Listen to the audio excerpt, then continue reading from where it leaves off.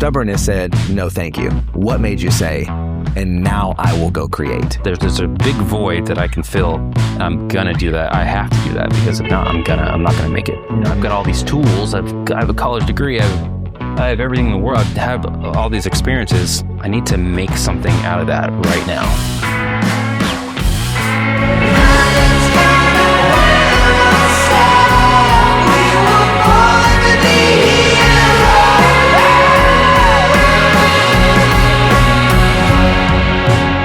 This feeling sometimes I get frustrated, but I feel like, and I'm going to use this word very in the right context, because my life is awesome and I've worked very hard to have an awesome life. This is not about my contentment level. This is about ambition. Mm-hmm.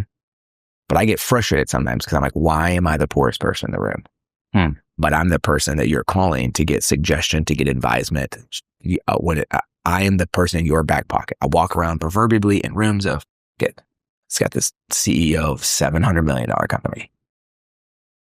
I don't know what you're going to deposit into your Wells Fargo every month, but I'm pretty confident it's 2 to 3 times what I am. Everywhere I go. And I struggle with like that not being, I know that that's not indicative of my value, but I would like for it to feel like it was closer related. And I think I wrestle with that ambition versus presence. I was going to say contentment, but I don't like that word. The ability to be present with where I'm at right now, and the constant drive, not for more for the sake of more for the sake of, I think it's good. I think it makes me wake up. Mm-hmm. What do I do with that? Like, cause one, thank you for letting us come into your space. It's amazing. Of course. But I'm like, immediately I walked in and in full transparency, I walked in and I was like, fuck, we got to redo our office. We got to redo our office because this feels alive. Like I don't know what I'm going to make today, but I'm going to make some shit in here. I'm going to, so I think there's a part of that I think it's a natural human tendency, right? We're sort of always wrestling with this idea of more and maybe a little bit of comparison. But I didn't come in here and feel comparison like, oh man, I'm really mad at you because your office is better than mine. I was like, oh man, this is amazing. I want to feel like this. Kudos to you for like creating this feeling. And 2, I want to do that. And then to me, that's ambition. That's not me being discontent with mine. I think our office is great also, but I think this is also great. Where do you see yourself, find yourself? Does any of that resonate with you? Does any of that tension resonate with you in the so much good today and yet so much desire for tomorrow? Great question. And this has actually happened to me several times. And I'll say, when I had a full-time job role, and I'll say like at that point where I was making the most money working for somebody else, my salary was something I never thought I could ever achieve. And when I got that offer, I thought life was going to be, I'm going to have the cars, I'm going to have all these things and all, I thought that I was going to be the guy who was going to be one of the richest in the room, whatever. But I realized as working through that was the worst thing, because I had zero time to enjoy that money. Now I'm getting paid over $300,000 a year. And now this boss of mine has access to me 24/7, even on Sundays. And I would never be able to enjoy my life having a salary in what I thought was somewhat good wealth. I was like, I have no connection to family, no connection to friends. This paycheck, I'm trading this in for being this creative director of this brand based in New York City. So I was like, this is the worst thing that's ever happened. So by me leaving that and knowing that this is my full-time thing, taking much less, knowing that I wouldn't be able to have this office if I had that type of paycheck. It was almost like I got to go opposite, be somewhat broke, build this to help build my own wealth and be on my own where I can call my own shots. 100%. Everybody knows, like, well, it's like the trend nowadays. Yes, be your own boss, have your own brand, this, and that. There's a balance there. I think that there's a lot of value in not being a struggling entrepreneur, because that sucks most of the time. However, I wouldn't be able to have this if it wasn't for me stepping away from working for somebody else and giving them my ideas. So I had to blurt out. This is kind of what my garage used to look like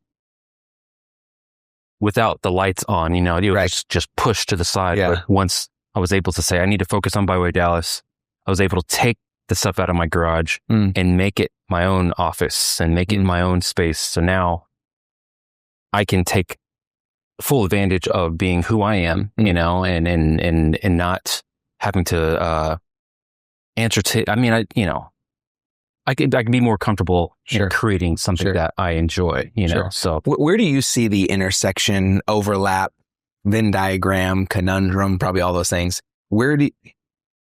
How much of By Way of Dallas is a representation of you? 99%. And describe that to me. By Way Dallas, I'm not from Dallas. I hate Dallas. And it's because Byway Dallas is my experience of Dallas. I created Byway Dallas because every time I would travel going through airports, I would stop by different, you know, cities, like merch shops. Like Arizona is like, you know, I'd like see with Arizona, like their merch in the Arizona airport. Yeah. Coming to the Dallas airport, it was terrible. Yeah. So I was like, you know what, Dallas doesn't really have a cool brand to it. Of course, we have the Dallas Cowboys, we have the Dallas Mavericks and all that stuff, but there was nothing here that was cool that was like an I Love New York, or like even Austin has Keep Austin Weird. There was nothing that had a cool factor to it. Yeah, Dallas no heart. Yeah, you know, and nothing. So like Byway Dallas is my perception is like from my like what I would like to see Dallas. So I'm kind of like building this brand of like through my perspective, and it's not a history of Dallas. It's not a, you know, it's not a lot of things that I think people think it is. Byway Dallas is like how I have experienced Dallas and how I'm going to continue to experience Dallas with colors and you know, and interesting typography through products I do. Yeah. It's just a fun 9-to-5 project. Yeah, it's interesting. You and I'm a words guy, so I think you said it is how you have experienced Dallas. I would say what is really fun to me about the brand, and I only have a couple things, but to me what's fun about the brand is that I told you this earlier, anytime I am wearing it, it is not representing how I have experienced Dallas. It is representing how I am actively experiencing Dallas. And I think as a consumer, I think that's a unique thing. There's not a lot of other brands that I am aware of that at least I actively participate in that give me the ability to be present in my experience with them, rather than it be something I'm wearing as a representation of what already occurred. And every experience I've ever had in the By Way of Dallas something has been a living experience that I get to have new the day that I choose to wear that. And I think that's really unique about the brand, that it's not representative of something that was, it's representing the thing that is. Yeah. I love earlier you said every time you do wear it, a random person will compliment you or you'll get people. That is exactly what I wanted. I wanted two people from whether it's a Highland Park soccer mom or a South Dallas kid who plays football in high school to interact and say, hey, you have this too, or be in the same line wanting to purchase that item. You know, it is connecting. You know, maybe, and I'm sure someone's going to roll their eyes because they're like, come on, bro, this is the whole purpose here. But it sort of just hit me. It's like, maybe unknowingly to me, like that's always been, and now it's like kind of like, well, like, Maybe for me, that's always like unknowingly been the attraction, is maybe what you just described is what I would say is like just being human, is that a Highland Park mom and a South Dallas football player can be wearing the same brand and find a weird intersection at a Costco at a Saturday in between the tournament and then go, oh, you're a regular person too? Yeah, me too. I mean, I know what I had to do to get this hoodie. How did you too? we were in line together and we didn't know it. You were 3 people back from me there in downtown on that cold day. And I had no idea.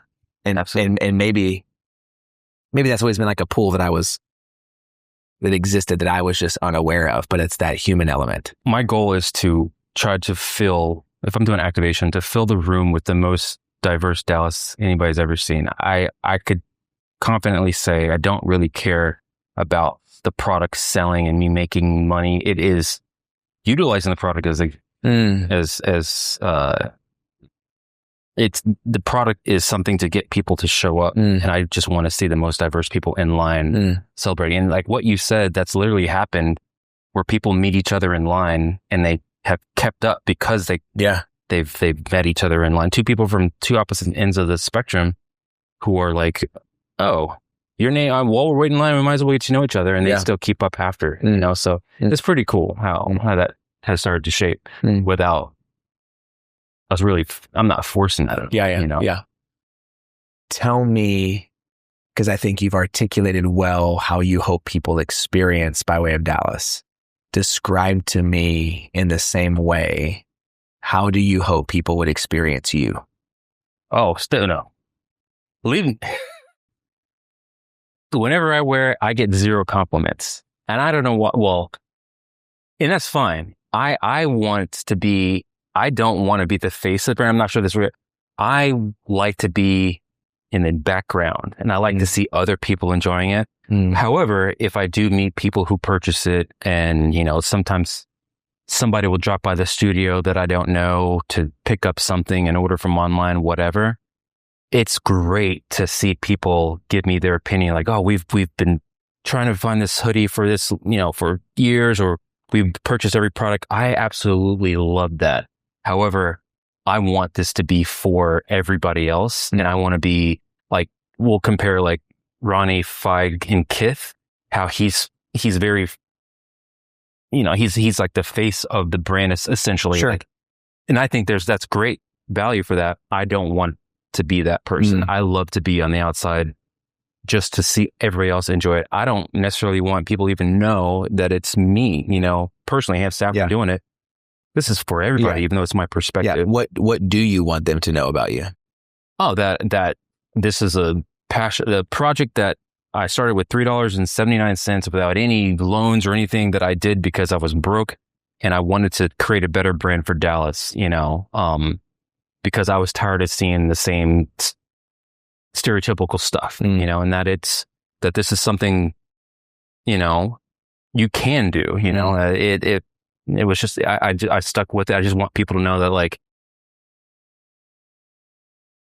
even though I say like, there's still a lot of huge problems with Dallas and things that drive me nuts, but there's light at the end of the tunnel where you those things that irk you can still define, you know, a goal through a project and just keep working at it. And perhaps you can make, you know, you can achieve success through the negativity, through things that you're kind of experiencing with, that I have with Dallas. There's a lot of things that accumulated problem solving. It's like, this is like problem solving for me. Like the reason why I wear a hat every day is because when I moved to Dallas and we used to go out, every place we went, we're like, no hats allowed. So I said, you know what? I'm going to build my own career or something where I can wear a hat every single day. So I took that. It's like, that's why I wear a hat every day, is because that was my goal, you know, and I do that through the lens of my way of Dallas. I love that.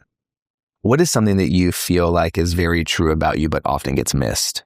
Potentially, something that I do enjoy about me that often gets missed. I don't know. I cannot answer the question. I'm not quite sure. I don't know. I like that. I mean this in the most sincere way. I don't know might be my favorite answer to questions more than whatever it is that someone could come up with and tell me, even if it's true. Because I think, back up, because I believe the only clarity we ever find in our life is what comes after we say, I don't know. Clarity rarely comes before that. Because if I've already made an assumption, there's no room for it to be clearer. I've already assumed it's true. I love that question because I either get someone who's like, I've been waiting my whole life to say this out loud, or I get, I don't know. I don't know that I've ever considered if there was something that I thought was true about me that people miss. I guess I'll think about that. Yeah. And my response to it is like, same. I think I'll think about it too. I don't know that we give ourselves space enough to say, I don't know, because we feel compelled. Yeah, absolutely. To be prepared, and to be ill prepared must mean we're ignorant or lack of care or unprofessional or whatever trendy negative word we would come up with to say. Yeah. When in fact, there's a lot of freedom in that. Definitely. At least from my perspective. And now I'm going to think about that question. And I may never come up with an answer. It may be something small, stupid, but sure. I do like that. Yeah. Yeah. Do you often find yourself in a place of, I don't know? No, not necessarily. Because I generally, I feel like most things that I do are intentionally done. So how did you get there? Repetition or just knowing I've got goals or things that I have to do. So I'm very routine based. Yeah. Most of the time. So I may not know what I'm eating for dinner, but I know I'm going to have dinner. You know what I mean? That's probably not a good example, but like I generally know where I'm going to, or I know what I'm going to do. I think though, there's something like that struck me that you said very casually, like, yeah, this, duh, of course. And I was thinking to myself, like, damn, that's some gusto and follow through. I'm gonna go back to the hat example. Yeah. I'm sure there's a lot of people over the course of their life who have lived in Dallas who thought to themselves, damn, I can't wear a hat. I guess I should go get a haircut. You said, damn, I can't wear a hat. Looks like I'm going to build the rest of my life around wearing hats. So those are like two very dynamically different responses. What is there a theme, a moment, a something that you sort of look back on to go like, what is it that causes you to be the kind of person that says, I'm going to act? I went to the airport and this shit sucks. I also think that. And my response to that is, therefore, I will spend no money and wait to go someplace to a greater city that has cool stuff and I will buy it there. I don't give a shit about Dallas. That would be right. Like my gut instinct to some of those things is that. Yours was, why don't I change the dynamic of design in Dallas such that there would be something valuable? Why don't I create a life where I can wear a hat wherever I go? Why would I not? Where does that come from? Stubbornness. Quite honestly, I hate people telling me what to do or what I can't do. And I know we all have free will. Like, yeah. You tell me I'm not going to do that? I'm the person that's like, I'm going to do that. Yeah. And let's go a step further. But why? Why is that important to you? Stubbornness is the thing that made you say, no, thank you. Stubbornness is not the thing that made you say, so let me go do something now. A lot of people are stubborn and they do nothing and they're just a pain in the ass, i.e. 97% of people on Facebook. They are stubborn. They do nothing and they're a pain in my ass. So something in you other than stubbornness said, no, thank you. What made you say, and now I will go create? Specifically to survive, I guess. You know, I like I said, when I started this brand, I literally had $3.79 in my bank account. So instead of going to the corner store and so with that said, I called my sister, asked her for a $100 loan, and she gave me $100. So instead of taking that $100 and going to the grocery store, I was stubborn and I said, you know what, I'm going to build a brand where I can wear a hat every single day. So I'm tired of going out with my friends and them saying, no hats today. And I have a nice haircut. Like my hair's fine, but I'm like, I'm not coming inside.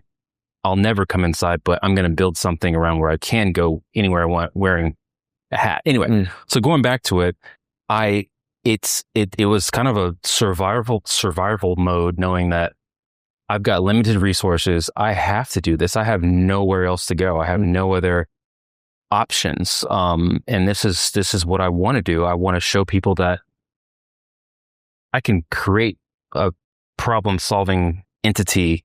And I know there's others that experience something similar that's going to be for the greater good of Dallas. There's a big void that I can fill I'm going to do that. I have to do that because if not, I'm not going to make it.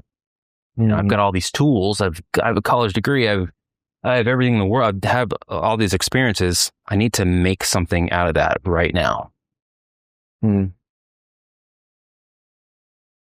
I think that's really unique.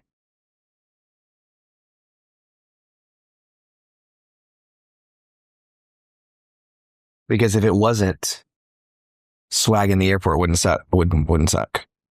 Correct. Do you feel like you often give yourself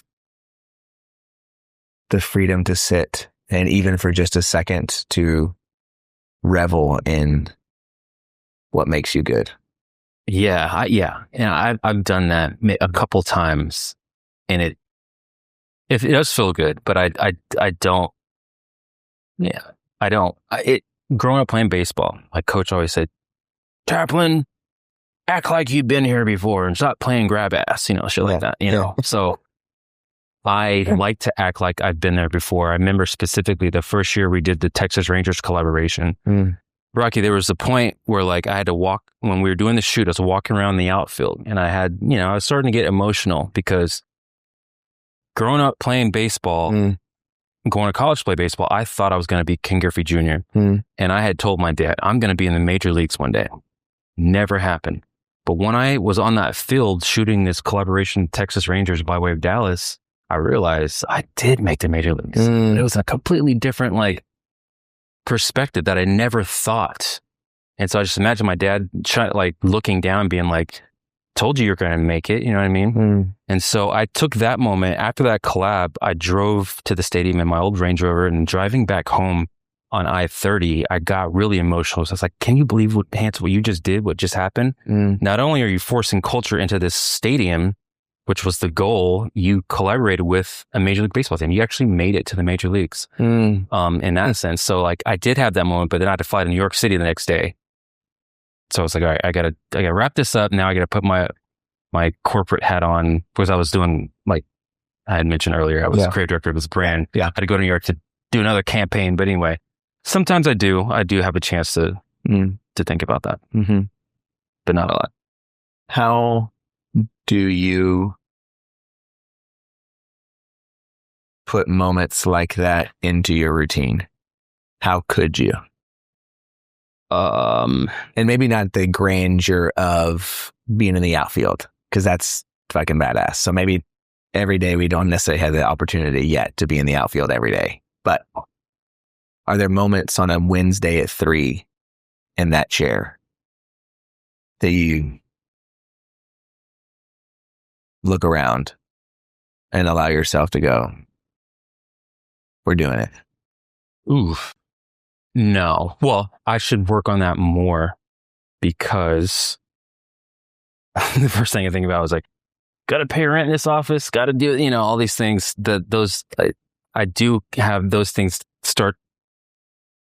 Are these sweatshirts kind of still, you start to think about those things. I need to work on that more of saying, hey, but I don't want to get content. Sometimes I don't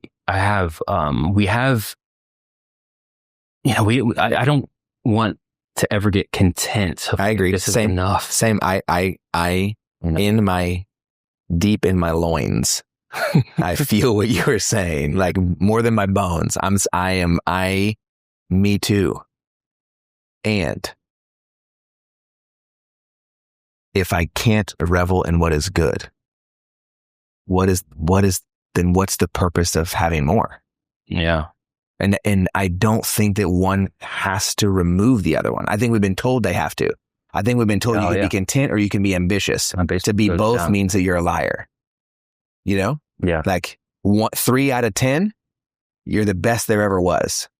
But don't get satisfied with that third one, because you're about to have 7 more that are terrible, and you're going to need to find your gusto to get your swing back. So don't be gawky. Don't flip the bat, set it down and run around, because you know what? You're going to be right back out there again in about 27 minutes, and we'll see how many bat flips you're doing after you strike out. Absolutely. Right? Absolutely. 100%. And so I think, yes, but there's got to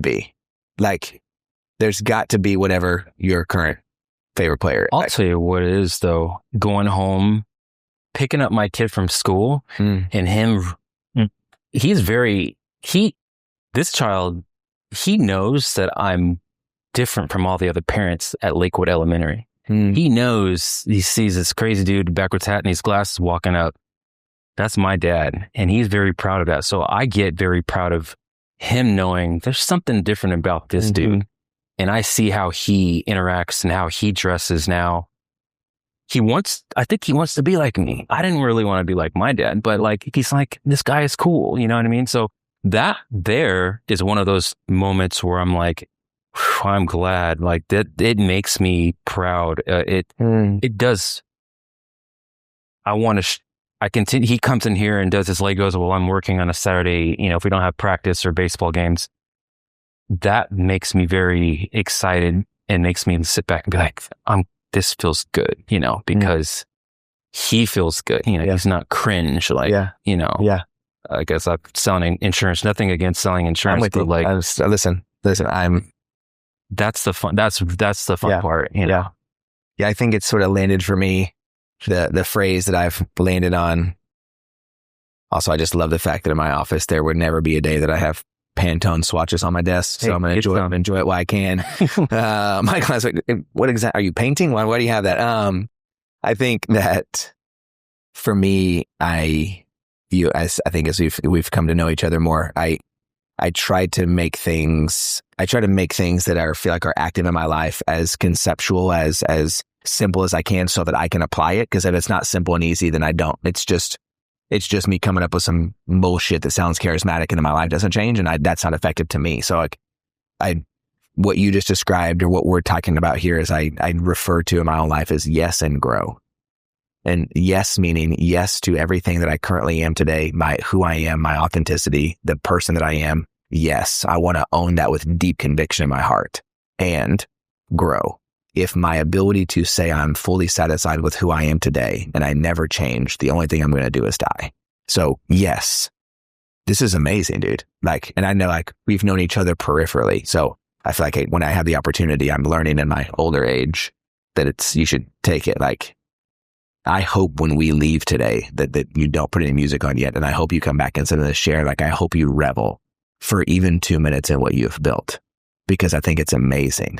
And I think it is, I am someone who has personally benefited from your stubbornness, and your ability to act has given me incredible encounters in the city of Dallas. And as somebody who's from the Metroplex my whole life, like, well done.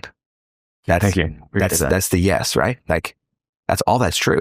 None of that is written out. We don't have a teleprompter behind you that's my lived experience. And I very much believe that you're not done. And that contentment might cause us to find ourselves in paralysis. Yeah. But that's not you. So why would we fear something that doesn't exist? It's never been the case. Right. So, and grow would be, and then, so where are we going?